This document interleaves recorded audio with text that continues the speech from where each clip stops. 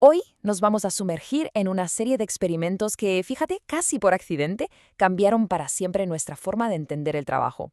Un descubrimiento que reveló que el verdadero secreto de la productividad no estaba para nada en las máquinas, sino en las personas. Y es que esta frase de Elton Mayo, un psicólogo del que hablaremos en un momento, lo resume todo a la perfección. Porque antes de los años 20, la idea que se tenía era, bueno, radicalmente distinta. El mundo industrial veía a la gente que trabajaba casi como si fuera una pieza más de un gran engranaje. A ver, viajemos un momento a principios del siglo XX. La filosofía que lo dominaba absolutamente todo era la gestión científica. El objetivo era muy simple: conseguir la máxima eficiencia. Se analizaba cada movimiento, cada segundo, todo para optimizar la producción, tratando a la fábrica literalmente como un mecanismo de relojería. Y aquí tenemos el gran contraste de la época. Por un lado, esa visión del trabajador como una máquina, donde lo único que importaba eran las condiciones físicas y el dinero, nada más. Y por otro, la idea que estaba a punto de nacer, que una persona trabajando es un ser humano complejo, con su psicología, su moral y unas relaciones sociales que al final afectan directamente a su rendimiento. Y todo este cambio de mentalidad empieza justo aquí, en la fábrica Hawthorne de la Western Electric, muy cerca de Chicago. Entre 1924 y 1932 se hicieron una serie de estudios que, la verdad, empezaron con una pregunta muy sencilla, pero que acabaron desvelando un misterio profundísimo sobre la naturaleza humana en el trabajo. Esta era la gran pregunta. Los investigadores querían encontrar la fórmula mágica, ¿no? La clave de la productividad. Y claro, empezaron por lo más obvio, por lo que dictaba la gestión científica, las condiciones físicas. Así que su primer objetivo fue ver qué relación había entre la iluminación y el rendimiento. Simple. La primera fase, como se puede intuir en este tipo de esquemas de la época, se centró únicamente en la luz. La hipótesis era de cajón: a más luz, más producción. Tenía todo el sentido del mundo, pero los resultados, bueno, no fueron para nada los que esperaban. Y aquí es donde la historia se pone de verdad interesante, porque la productividad del grupo de pruebas subía tanto si aumentaban la intensidad de la luz como si la bajaban hasta dejarla casi en penumbra. Pero es que incluso en el grupo de control, donde no cambiaron absolutamente nada, la producción también mejoró. Los investigadores estaban totalmente desconcertados. Estaba claro que el secreto no era la luz. Para intentar resolver este enigma pasaron a una segunda fase. Aislaron a un grupito de 6 trabajadoras en una sala de pruebas para poder controlar todas las variables. Modificaron los descansos, la jornada, los incentivos y, ojo, aquí viene lo importante, empezaron a hablar con ellas, a consultarles qué les parecían los cambios. Y ocurrió lo impensable: la producción no paraba de subir.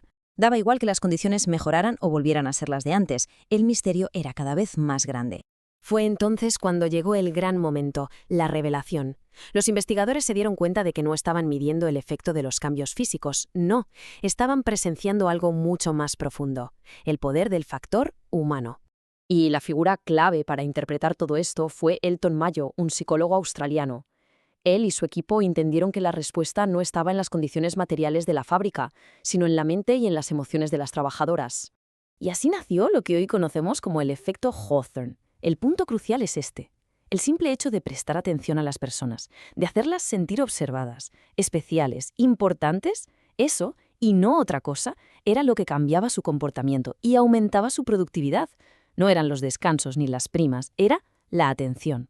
Las conclusiones, claro, fueron una auténtica revolución. Se demostró que la moral, la actitud de la gente era fundamental. Que esos pequeños grupos informales que se forman en el trabajo tienen sus propias normas y ejercen una influencia enorme. Y lo más importante de todo, que cuando las personas se sienten valoradas, escuchadas y parte de algo, su motivación y su rendimiento se disparan por las nubes. Bien, y ahora la pregunta es: ¿cómo este descubrimiento de los años 30 sigue siendo tan increíblemente relevante hoy?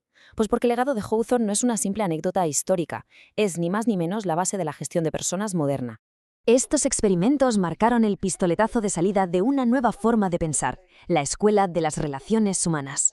Por primera vez, se puso el foco en los aspectos sociales y psicológicos del trabajo, entendiendo que una organización es, por encima de todo, una comunidad de personas. Y esto lo ilustra a la perfección.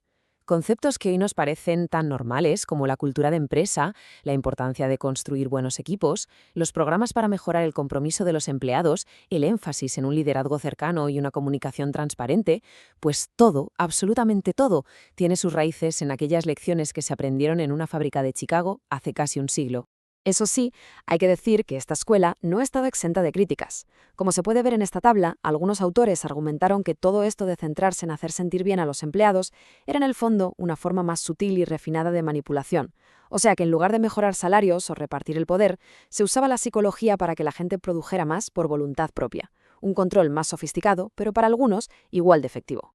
Y todo esto nos deja con una pregunta final, que quizá es más relevante que nunca en esta era del teletrabajo y los equipos repartidos por el mundo. Cuando la oficina y las condiciones físicas casi se desvanecen, ¿qué es lo que nos queda? El efecto Hawthorne sugiere que lo único que realmente ha importado siempre es la conexión humana.